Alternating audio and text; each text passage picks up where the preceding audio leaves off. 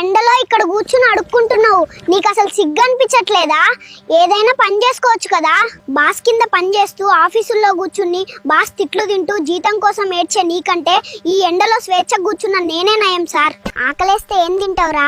నీ దగ్గర ఉన్నది చిల్లర తప్ప, కానీ నా దగ్గర క్రెడిట్ కార్డులు ఉన్నాయి, వాటితో చిటికలో అని కొనేస్తాను. నీ క్రెడిట్ కార్డులు నీ అప్పుల కోసం సార్, నా చిల్లర నా అన్నం కోసం. నీకు నచ్చినప్పుడు సెలవు దొరకదు, నాకు నచ్చినప్పుడు నేను డ్యూటీ ఎగ్గొడతాను. నీకు బాస్ ఉంటాడు, నాకు నేనే బాస్ని.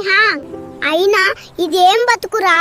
రోడ్ల మీద కూర్చుని నువ్వు 9 నుంచి 5 వరకు గొడ్డులా కష్టపడితే వచ్చేది జీతం, నేను ఇలా కూర్చుంటే నాకు వచ్చేది దానం. నీది కష్టం, నాది ఇష్టం.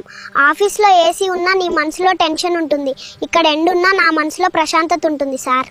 మరి రేపటి సంగతి ఏంటి? ఎప్పటి వరకు ఇలా? రేపటి గురించి ఆలోచిస్తే ఏమొస్తుంది సార్? ఈ క్షణాన్ని అనుభవించేవాడు మహారాజు.